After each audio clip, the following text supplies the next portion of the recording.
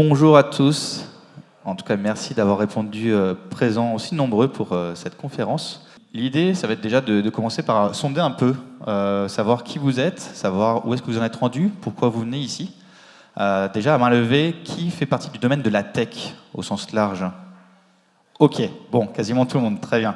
Qui a déjà entendu parler du SDD, le Spec Driven Development? Ok, on va faire quelques personnes. Et qui l'a déjà implémenté ou testé?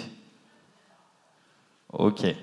Bon, en tout cas, on va pouvoir adapter le discours par rapport à ça. On voit qu'il y a pas mal de curiosité sur ce sujet. Donc, on va essayer de répondre au maximum de questions, vous donner des tips concrets.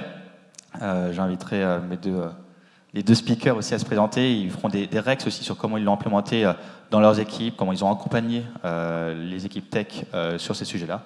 Je vais directement envoyer la balle à Emmanuel, te laisser te présenter et nous partager un peu ton expérience. Merci Florian. Donc, je m'appelle Emmanuel Cordonte, je suis CTO de SNCF Connect and Tech.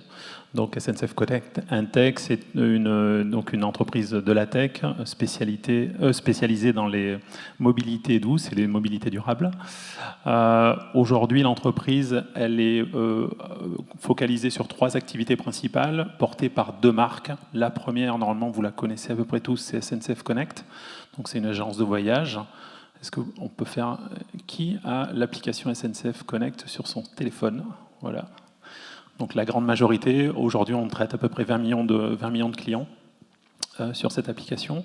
Donc ça c'est la première grosse activité. Et après on a une deuxième marque qui s'appelle Tesmo, qui est beaucoup moins connue, au travers de laquelle on distribue des solutions de mobilité et des services numériques, principalement à destination de la SNCF, des régions, mais aussi d'entreprises privées. L'entreprise SNCF Connect and Tech, donc on est une filiale privée de la SNCF. On a à peu près 1300 collaborateurs, dont 850 personnes dans la tech. Donc c'est une vraie entreprise tech avec avec tous les profils finalement de la tech du delivery. Et on est répartis sur 3 sites, Paris, Nantes et Lille. Donc on a un gros pôle tech sur Nantes si vous ne le connaissez pas. À mon tour, Julien Landuré, moi je suis du coup cofondateur et CTO d'un cabinet d'expertise sur les sujets cloud et IA qui s'appelle TechTown. Et à côté de ça, vous m'avez peut-être déjà vu, je suis un des cofondateurs du DevFest Nantes et j'ai créé aussi une nouvelle conférence qui s'appelle Tech Ready, qui aura lieu le 5 juin à la CE Congrès. Et dans l'idée, j'accompagne pas mal de clients sur les sujets autour de l'IA pour les équipes de dev, que ce soit Cursor, Copilot ou différents sujets autour de ça, le MCP. Donc l'idée de pouvoir échanger avec Emmanuel et Florian aujourd'hui. Merci. Donc Florian, je suis le CTO de Guest Suite. L'idée pour moi, ce ne sera pas de faire vraiment un Rex cette fois-ci, mais plutôt d'apporter des réponses par l'intermédiaire d'Emmanuel et de Julien. Et je te redonne directement la balle, Emmanuel, pour parler plus concrètement et présenter le projet et comment vous avez avancé sur ces sujets-là chez SNCF Connect. Merci. Donc effectivement, avant de vous parler du SDD, qui va être le cœur un peu du sujet aujourd'hui, je vais vous expliquer le cheminement, comment on en est arrivé là. Donc aujourd'hui, je sponsorise un programme on appelle ça le programme IA dans l'entreprise, qui est un programme de transformation de l'entreprise. On va venir accompagner le changement dans chacun des métiers de l'entreprise, pas que la tech, en lien avec les nouvelles capacités, les nouvelles possibilités que nous offre l'IA. Dans le cadre de ce programme-là, on travaille bien entendu sur le delivery. Je vous ai expliqué qu'on est une grosse partie de nos collaborateurs qui travaillent sur du delivery. Donc on développe, on produit des applications, on les gère en production.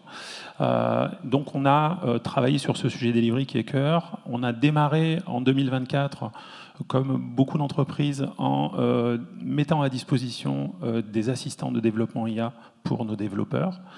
Donc ça, c'est quelque chose qu'on a généralisé dès le début de l'année 2024. Donc les développeurs, on a vu qu'ils ont commencé à s'approprier ces outils-là.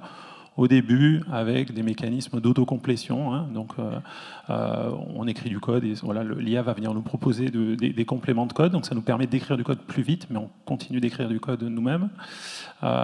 Petit à petit, on a vu que la technologie a évolué. On a vu les agents apparaître et on a vu ce qu'on appelle, ce qui est beaucoup communiqué, ce qu'on appelle le vibe coding apparaître, c'est-à-dire on va chatter avec notre assistant IA et il va faire les modifications dans notre code, il va prendre les initiatives de produire des fichiers, des bouts de code complémentaires.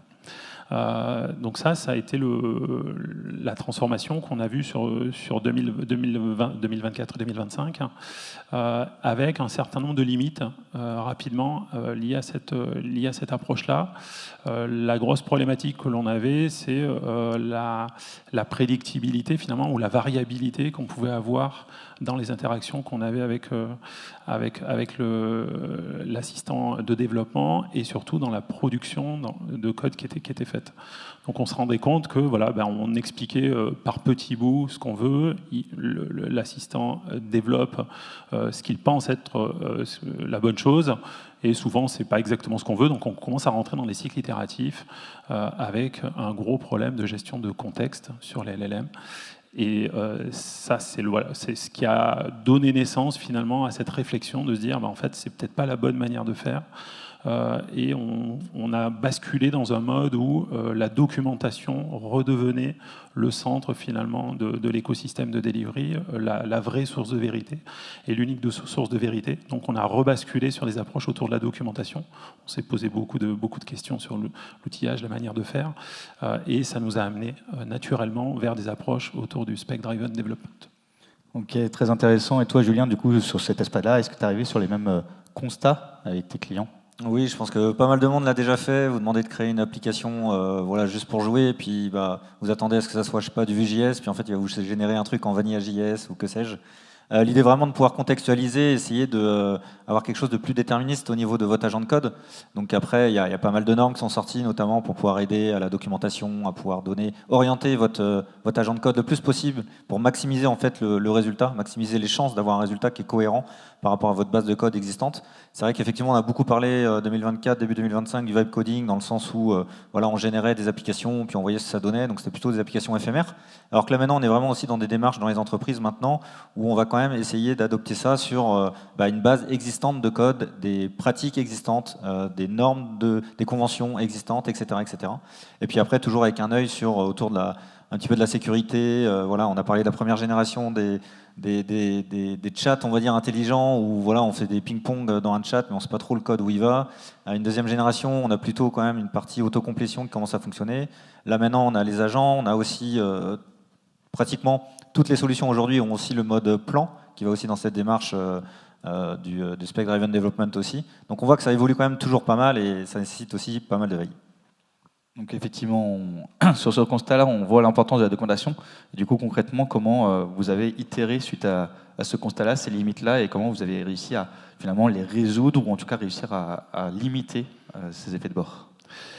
Alors on a commencé à partir du printemps de l'année dernière à travailler sur ces approches-là autour de la documentation. On a commencé à essayer de construire des agents qui venaient motoriser un petit peu ces démarches-là, pour qu'on ait des choses qui soient scalables et prédictives.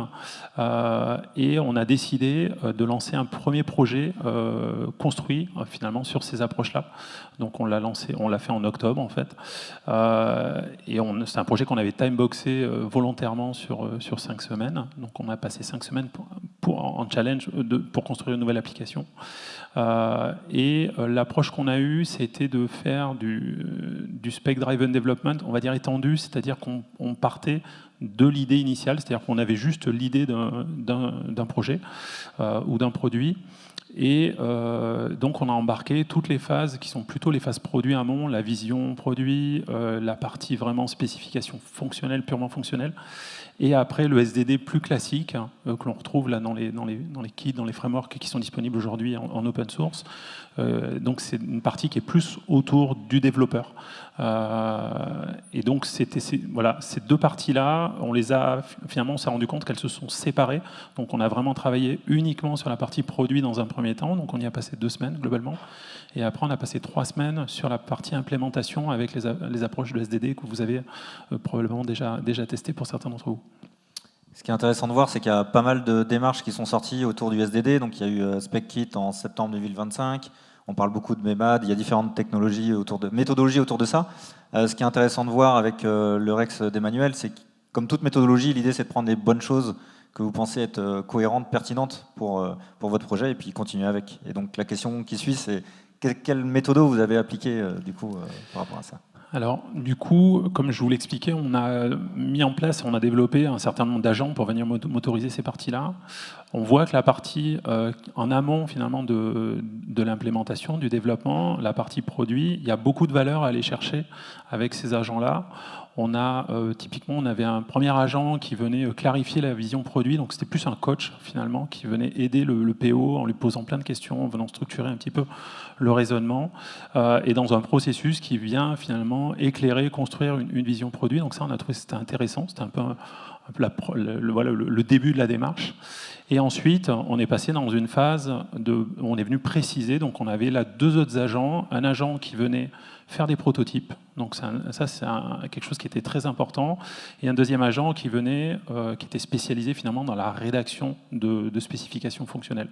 Parce que voilà, on s'est rendu compte aussi qu'il y avait plein de manières finalement de décrire tout ça, et il y en avait certainement des plus adaptés que d'autres.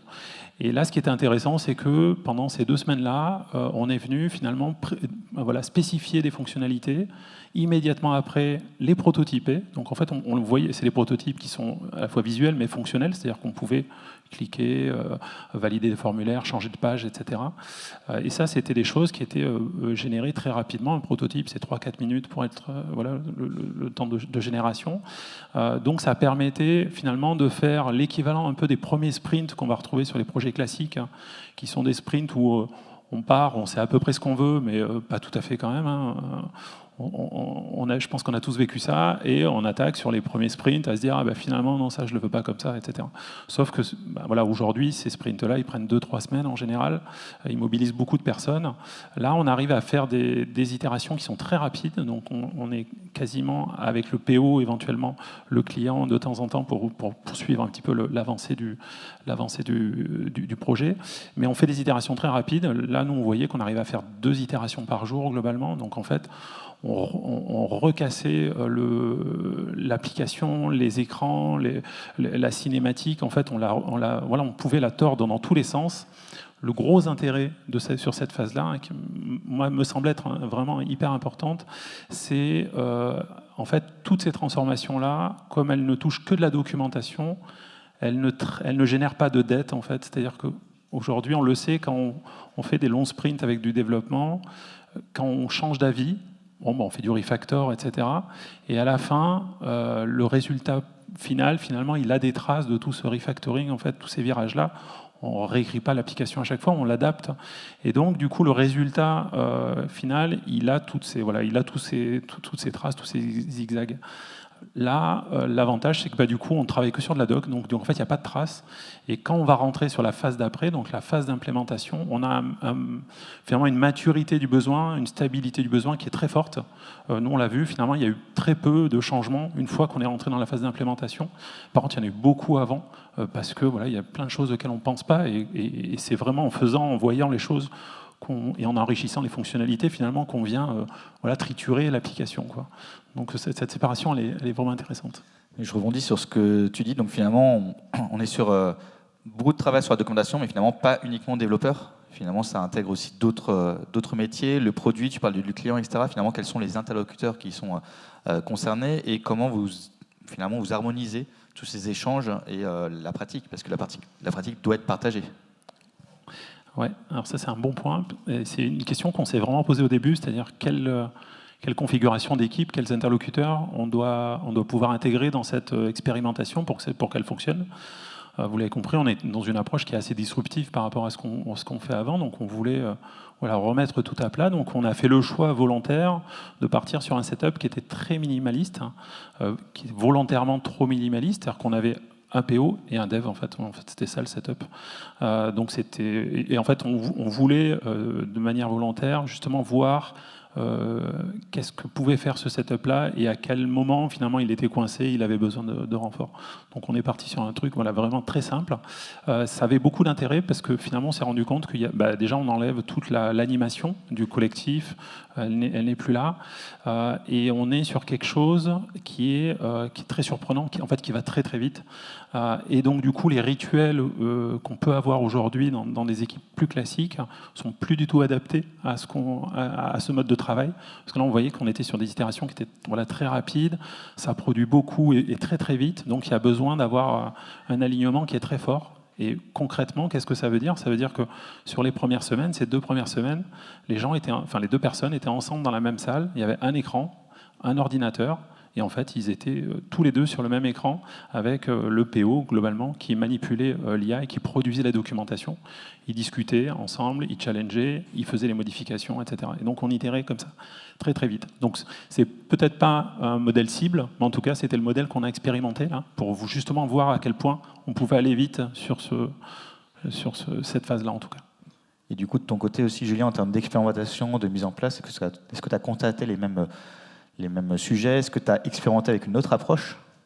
Globalement, c'est à peu près les mêmes sujets dans le sens où souvent dans les entreprises, on va commencer par une petite équipe pour tester quelque chose, tester un nouveau programme, une nouvelle façon de faire. Ce que je trouvais intéressant dans le retour d'Emmanuel, c'est le fait aussi de comprendre du coup que les méthodes existantes de partage d'informations au sein d'un projet changent complètement. On va beaucoup plus utiliser évidemment beaucoup de markdown dans ces projets ou autres, parce que finalement, on va s'occuper de la communication entre les différents agents qu'on va appeler au fur et à mesure de son cycle de vie.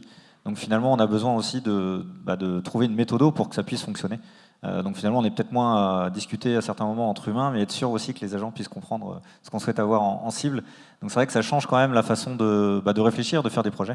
Après, ce qui est intéressant de voir aussi, c'est dans les entreprises, on a bêta-testé quelque chose à un instant T, on veut le généraliser, comment on fait? On va peut-être pas laisser la main à un couple PO-Dev dans toute la boîte. Donc comment on essaye d'organiser ça au sein d'une entreprise globalement? Comment essayer de faire en sorte que les partages de bonnes pratiques soient faits? Et on a quand même la chance aujourd'hui d'avoir typiquement la AAIF, Agentic AI Foundation, qui vient d'être créée du coup fin novembre, qui est une fondation fille de la Linux Foundation. Donc dans la Linux Foundation, on trouve Linux, mais des projets assez sympas comme Kubernetes par exemple, qui permettent en fait d'avoir un certain nombre de protocoles comme agent.md ou le MCP, qui sont finalement redonnés à cette fondation-là, qui permet d'avoir une gouvernance open source qui est saine. On a plusieurs éditeurs derrière, on a des contributions externes qui sont validées. Donc ça nous permet quand même de voir l'avenir un peu plus de façon pérenne globalement, puisqu'on voit qu'il y a certaines méthodes ou certaines choses qu'on va pouvoir mettre en place en expérimentation dans un premier projet, mais qu'on pourra réutiliser dans différents projets après derrière.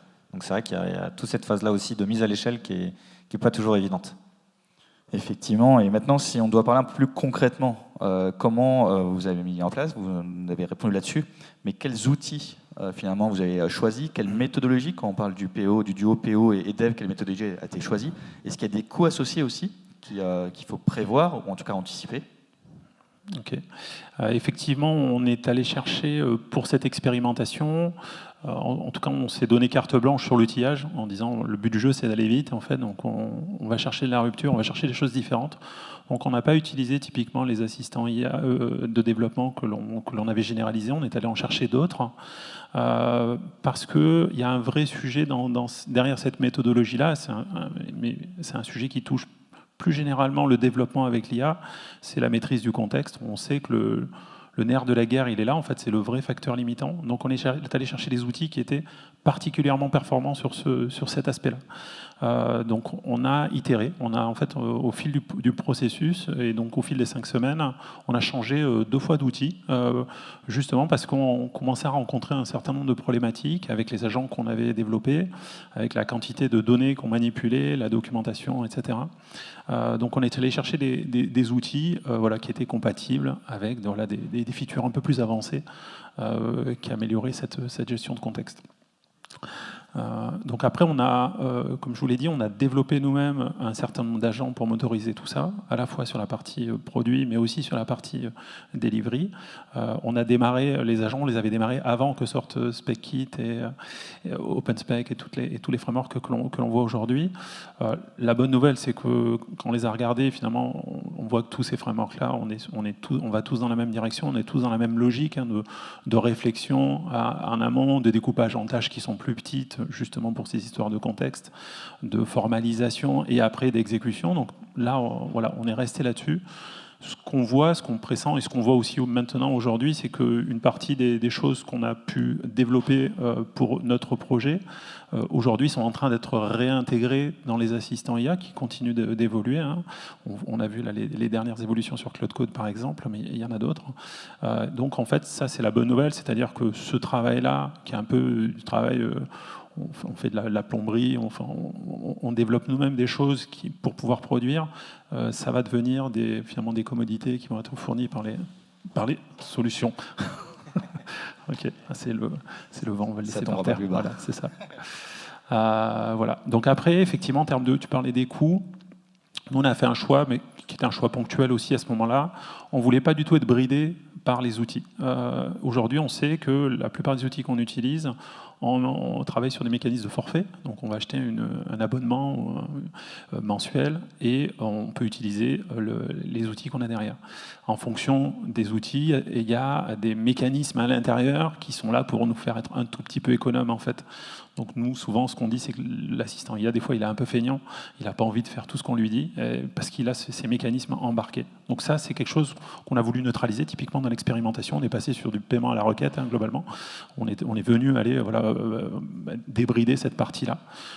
C'est pas quelque chose qu'on va garder sur la durée, mais en tout cas, pour l'expérimentation, ça nous a permis de nous enlever et de maximiser, finalement, l'efficacité des agents IA. Ok, très clair. Donc finalement, on a une logique d'adaptabilité, de flexibilité qui est hyper importante. Sur la notion de coût, c'est aussi quelque chose que j'ai retrouvé dans mon équipe, c'est de payer finalement de manière mensuelle, ou en tout cas d'adapter les coûts, que ce soit un agent complet ou paiement à la requête. Et du coup, tu constates aussi la même chose de ton côté, Julien, ou est-ce que tu as des choses à compléter là, sur cet aspect-là ? Ouais, moi je dirais que pour une première adoption, le système de paiement mensuel pour des licences, disons que pour des grosses entreprises, c'est assez facile. On fait clic-clic et hop, on a plein de licences disponibles pour les développeurs. Ils sont quand même sandboxés par rapport à ce qu'ils peuvent faire dans le mois. Globalement, dans les premières expérimentations qu'on a dans des entreprises, c'est rare que les gens arrivent au bout de leur request, leur requête disponible le 13 du mois. Souvent, il faut attendre un petit peu plus. Donc les gens sont...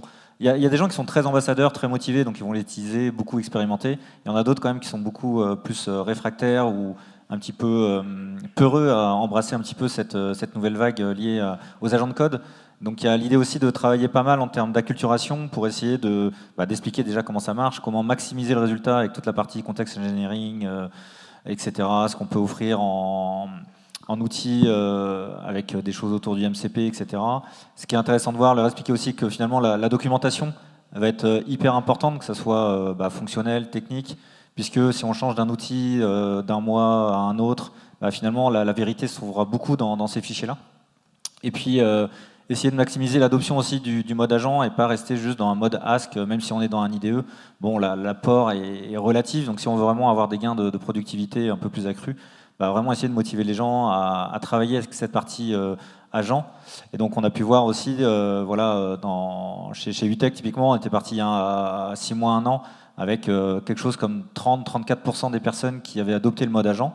Et finalement aujourd'hui, on est quelque chose autour de 78%.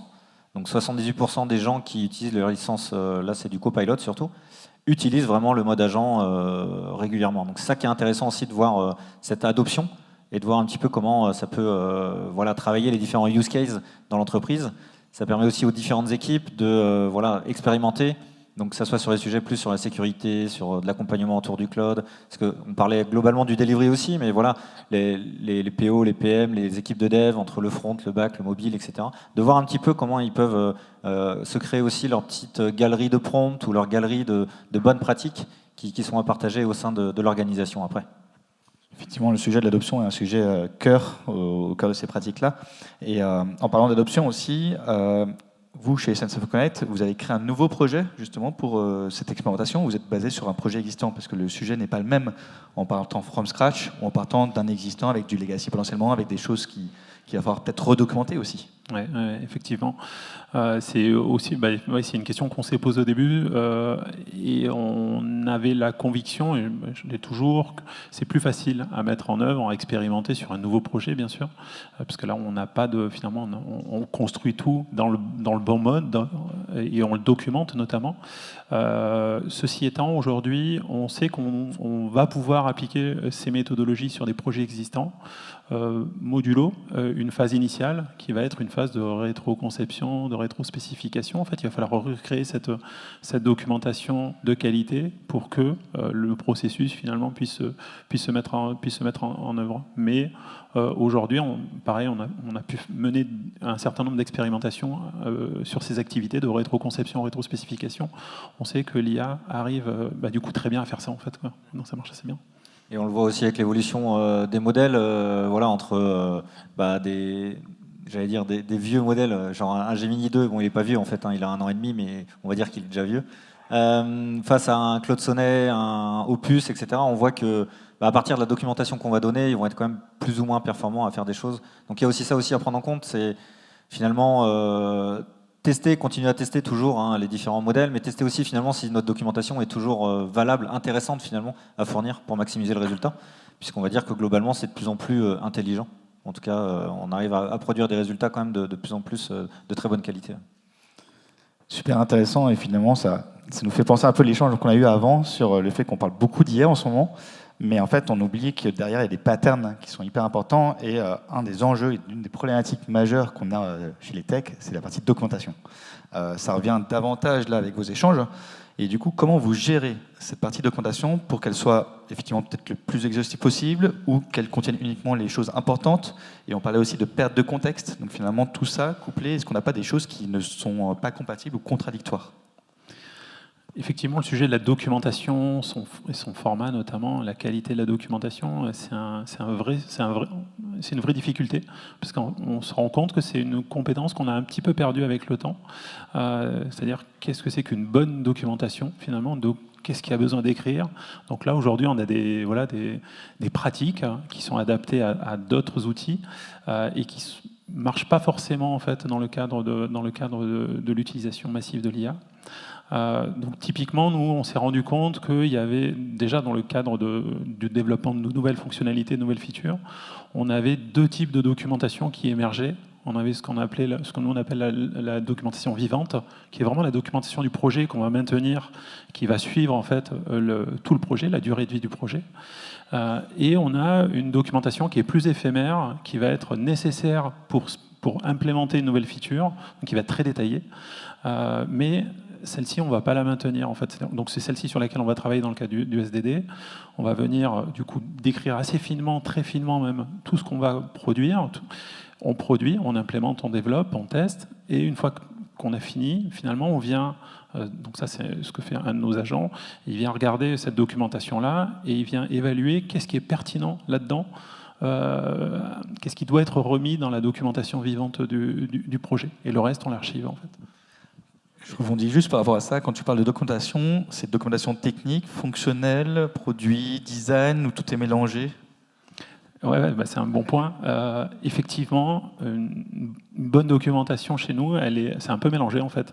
C'est-à-dire que la documentation vivante, c'est la documentation qui permet de comprendre le projet avec une capacité à descendre un peu en profondeur. Donc on doit pouvoir avoir une vision très globale du projet en la regardant. On doit pouvoir avoir des explications sur le fonctionnement d'une fonctionnalité, voilà, si on veut ce niveau de détail-là. Mais il n'y a pas de séparation forte en fait entre la technique, le fonctionnel, etc. C'est vraiment ce qui permet de comprendre le projet. Voilà. Et c'est assez intéressant parce qu'on voit les agents de code finalement sont assez fainéants par nature, mais en même temps très verbeux. Donc on peut avoir un mix où au début ils vont prendre des raccourcis. Donc effectivement avec le mode plan qu'on a maintenant sur quasi tous les systèmes, l'intérêt aussi c'est de passer du temps là-dessus, à se challenger, à brainstormer, mais surtout aussi finalement cette documentation de le comité, puisque il y a l'idée, voilà, on va avoir la phrase après derrière, ça marche sur mon prompt marche sur mon poste, mais non, l'idée c'est que ça soit aussi partagé au sein d'une équipe, voilà, qu'on ait travaillé, brainstormé, et que le lendemain, bah, si c'est quelqu'un d'autre qui continue la feature, qui continue à l'implémenter, bah, que ça puisse continuer à fonctionner. Et ça, c'est quelque chose aussi d'hyper important, de comprendre, voilà, que c'est pas juste le contexte de son petit chat sur son poste, mais finalement que ça soit aussi partagé au sein de l'équipe de dev. Donc ça, c'est un point aussi qui est important. Le partage et finalement commiter ses sources. Donc on a beaucoup parlé de pratique, de phase d'expérimentation, de communication avec l'ensemble de l'équipe, de généralisation. Il y a un sujet qui est toujours très important, c'est la partie ROI. Comment vous mesurez ça? Est-ce que c'est quelque chose que vous mesurez déjà ou pas? Comment vous le mesurez? Qu'est-ce que vous constatez? Est-ce qu'il y a des gains par exemple en termes de productivité, des gains en termes de qualité, des gains en termes de robustesse, de non-régression? Il y a pas mal de choses sur cet enjeu-là. Ouais, effectivement, c'est un peu le sujet clé, là. Le sujet du ROI. On peut le voir de plusieurs manières différentes. En tout cas, on voit qu'il y a des gains sur plusieurs dimensions différentes. Il y a effectivement la vitesse. Donc là, on voit qu'on va plus vite. Nous, on essaye de le mesurer. Alors, mesurer la vitesse d'un développement, moi, je ne sais pas faire. Ça fait 30 ans que je fais ce métier-là et je ne sais toujours pas faire. Donc, nous, ce qu'on fait, c'est qu'on demande, du coup, aux développeurs d'avoir c'est plutôt sur le ressenti, en fait, comment lui, il sent qu'il va plus vite ou pas. Et le PO, pareil. Donc, on a un sujet de vitesse. Si on regarde un petit peu les différentes évolutions, quand on faisait l'autocomplétion, on est sur des gains de vitesse de 5-10% globalement. Avec de l'agentique, on va être plutôt sur du 20-30% globalement, hein, c'est à peu près ce qu'on ressent. Là, sur les expérimentations, l'expérimentation qu'on a menée, ça dépend des activités, mais on est au minimum sur du x2 en fait, donc on n'est pas du tout sur les mêmes ratios en fait d'accélération, donc ça va vraiment très vite. Du coup, le sujet du ROI sur cette partie-là, en fait, il se pose plus vraiment, parce qu'en fait, par rapport au coût de la technologie en fait en tant que tel, et l'accélération que ça nous apporte, en fait, le sujet de ROI, il est rapidement balayé. Là, on parle que de la vitesse, mais il y a bien d'autres gains en fait qui sont intéressants. Donc, le sujet de la documentation, bien sûr, elle nous permet de développer plus vite, mais elle nous permet aussi d'embarquer des nouveaux collaborateurs sur le projet de manière beaucoup plus efficace. Donc ça, c'est un vrai point de douleur hein, aujourd'hui. Donc, quand on n'a pas de base documentaire, pour rentrer sur un projet, il faut aller demander à plein de gens qui nous expliquent comment ça marche, il faut aller regarder le code, etc. Donc ça, c'est un vrai gain qui va derrière nous permettre aussi de brancher plein d'autres activités hein, autour du delivery, que ce soit des études, des sujets autour des tests, bien entendu, etc., qui vont pouvoir se greffer sur la documentation. Donc là, il y a un vrai gain, en fait, qui n'est pas de la vitesse, à proprement parler. Donc c'est un patrimoine qui est de qualité. Hein. La doc qu'on a produit dans le cadre de l'expérimentation, on n'est clairement pas capable de la produire nous-mêmes, en fait, avec cette qualité-là. Hein. Moi, je connais personne dans l'entreprise qui fait des docs aussi claires et aussi bien écrites. Hein. Donc ça, on sait que c'est la force des LLM, hein. Et là, clairement, on en tire parti. Ouais. Ouais, de la même manière, chez pas mal de clients aussi, on voit la partie, déjà de façon agent synchrone, on va dire, on est dans son IDE ou sur son poste.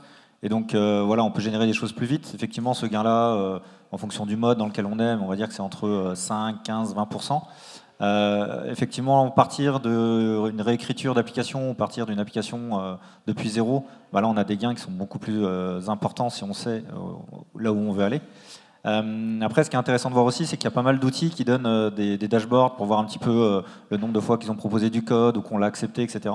Ça, c'est typiquement des métriques, je pense qu'il faut jeter à la poubelle, parce que c'est pas parce qu'ils nous proposent du code ou qu'on l'a pas accepté ou qu'on l'a accepté que ça donne vraiment une valeur à tout ça. Ce qui va être intéressant plutôt sur la partie productivité, c'est vérifier effectivement la vélocité des équipes, mais si on le mesure pas forcément beaucoup au début, ajouter un outil, est-ce que c'est grâce à l'outil qu'on va plus vite, ou est-ce que c'est parce que l'équipe se connaît mieux, ou parce que, il y a tellement de facteurs, c'est jamais évident. Par contre, effectivement, dans certaines entreprises qui ont adopté, par exemple, les métriques d'Aura ou autres, de combien de temps on met une feature pour aller jusqu'en prod ou autre, on peut commencer peut-être à avoir des petits signaux comme ça pour voir si ça marche bien. Donc que ce soit pour la maintenance, éviter la dette technique, la documentation, les tests. Il y a quand même beaucoup de choses vertueuses qu'on peut avoir avec l'IA grâce à ces sujets-là. Ouais. On a parlé beaucoup d'itérations, de différents systèmes, de différents outils, de différentes méthodes. Donc se pose forcément la question de la veille. Comment on fait notre veille dans un écosystème qui bouge tout le temps, qui bouge encore plus de manière accélérée récemment. Il y a un terme de mon côté que j'aime bien, c'est la partie anxiété d'obsolescence, parce que finalement on est dans le sujet, mais en fait on est très rapidement dépassé. Mais est-ce que c'est normal? Est-ce qu'il faut vivre avec? Comment on partage ça à l'ensemble de l'équipe et comment on itère sur ces outils? Le sujet de la veille n'est pas évident parce que, vous le voyez, on parle tout le temps d'IA, partout. Il y a toujours quelqu'un qui va nous dire j'ai fait un truc, c'est génial, ça révolutionne complètement le métier et tout ça. En fait, ça c'est tous les jours. Et il faut arriver effectivement à revenir un peu à des éléments très concrets derrière. Donc derrière, il y a quand même des steps réguliers de technologie, de méthodologie qui se crantent. On les voit se poser mois après mois. Ça va pas si vite que ça, c'est-à-dire qu'il n'y en a pas tous les jours non plus, contrairement aux réseaux sociaux. Mais effectivement, il faut les tester. Moi, je vous recommande de les tester. En tout cas, nous, c'est comme ça qu'on fait, on les teste. Et puis, il faut essayer de comprendre ce qu'il y a derrière, en fait, le sous-jacent, parce qu'à la fin de la fin, on reste toujours sur le même problème d'un LLM, de la context Windows. C'est toujours les mêmes concepts qui sont manipulés. Donc on vient structurer un petit peu autour de tout ça. Mais je pense que bien comprendre la base et puis après tester les différentes nouveautés pour voir ce qu'elles apportent. Il y a beaucoup de choses qui sont concurrentes, qui font à peu près la même chose, un peu différemment, mais on est sur les mêmes concepts. Et puis après, comme le disait Julien, c'est des choses qu'il faut intégrer, tester, puis après adapter à son contexte. Je pense que toutes les entreprises sont un peu différentes. Les équipes de delivery n'ont pas les mêmes pratiques. Et donc, il me semble intéressant de venir un petit peu ajuster, en tout cas pour le moment, de venir ajuster tous ces outils-là, toutes ces technos, pour que ça fitte le mieux possible finalement. Ouais, tout à fait, ça bouge énormément. On voit en plus l'adoption est très rapide dans les outils. Typiquement, Anthropic parle des skills. Le mois d'après, tout le monde l'a adopté. Les curseurs, les copilotes, tout le monde l'a adopté. Donc après, l'idée, c'est de réfléchir. Et comme d'habitude, je trouve ça assez intéressant aussi, cette vague liée un petit peu aux agents de code. C'est essayer aussi de se poser et de se dire, finalement, c'est quoi mon problème? Est-ce que je suis juste là pour prendre un outil parce que j'en ai entendu parler sur les réseaux sociaux, ou est-ce que j'ai vraiment une problématique que j'ai, et du coup j'ai peut-être un outil qui va m'aider à trouver une solution. Donc vraiment essayer de réfléchir de façon ingénieuse sur j'ai un problème, comment je le résous, le découper, travailler cette partie-là. Donc après il y a tout un tas d'outils qui sortent et qui répondent à certaines problématiques, mais tant que vous l'avez pas rencontré cette problématique, surfez pas forcément tout le temps sur la partie hype, FOMO ou que sais-je, parce que c'est vrai qu'il y a énormément de choses, on en voit tous les jours. Des vertes et des pas mûres, toujours aussi dans le contexte d'entreprise. Ce que vous allez pouvoir tester peut-être chez vous, vous ne pourrez pas forcément l'adopter globalement. Côté MCP, typiquement, on a quelque chose comme 1600 serveurs enregistrés aujourd'hui. Au sein d'une entreprise, on ne va pas laisser la possibilité d'appeler tout et n'importe quoi. Donc il y a l'idée aussi de trouver un moyen de faire une annuaire, de pouvoir partager les bonnes pratiques autour de ça. Donc oui, il y a beaucoup d'informations aujourd'hui, et l'idée, c'est assez compliqué de faire le tri là-dedans. Donc l'expérimentation est une bonne solution quand même. Ok, très clair, on a parlé de beaucoup de sujets. Le temps passe, on pourrait continuer encore longtemps. Je vais vous poser une dernière question avant de passer à des questions du public. Concrètement, là on a une audience, on a beaucoup de monde, des personnes qui sont quand même très sensibilisées à la partie tech, qui ont beaucoup expérimenté, qui ont fait du SDD, ou qui en tout cas veulent peut-être tester. Quels conseils, au singulier ou au pluriel, vous pourriez donner pour justement accélérer cette pratique, ou en tout cas éviter de faire des erreurs que vous avez pu faire avec vos expérimentations? On l'a dit plusieurs fois, mais commencez déjà par une problématique que vous avez. Si par exemple vous avez du mal à faire vos tests dans les projets, essayez de concentrer-vous sur des agents de code qui savent bien écrire les tests ou lancer les tests ou vérifier vos tests. Enfin bref, vraiment une problématique que vous avez, essayez de la résoudre comme ça et d'y aller vraiment étape par étape sur l'ajout de nouvelles features, de nouvelles fonctionnalités, mais plus sur la démarche, la méthode, plus que sur l'outil en lui-même. Windsurf était très connu il y a 2 ans, aujourd'hui on n'entend plus parler. Donc plus que l'outillage, plutôt la démarche et la méthode autour de tout ça. Ouais, un peu le même conseil. Prenez un outil. Finalement, les 3 que tu as cités tout à l'heure là sont des bons outils en fait pour démarrer le SDD. Testez-le, implémentez-le. Vous allez voir les documentations que ça va générer. Il y a des choses qui vont vous plaire, des choses qui vont pas vous plaire. Transformez. Voilà, c'est un point de départ en fait. Donc je pense qu'il faut vraiment se lancer parce que c'est en voyant finalement qu'on comprend. C'est difficile à expliquer. Pareil, la vitesse, c'est difficile à expliquer. Mais c'est en le vivant où on se rend compte que vraiment c'est quelque chose d'assez incroyable. Donc ouais, prenez-en un et puis essayez. Commencez par la partie SDD de développement en fait. Je pense que c'est aujourd'hui la plus abordable. Et puis vous allez avoir vos collaborateurs, vos développeurs qui sont généralement appétents en fait à ça. Et après, moi, je vous invite, une fois que vous avez défriché cette partie-là, à regarder la partie produit. Je pense qu'il y a beaucoup de valeur derrière ce sujet.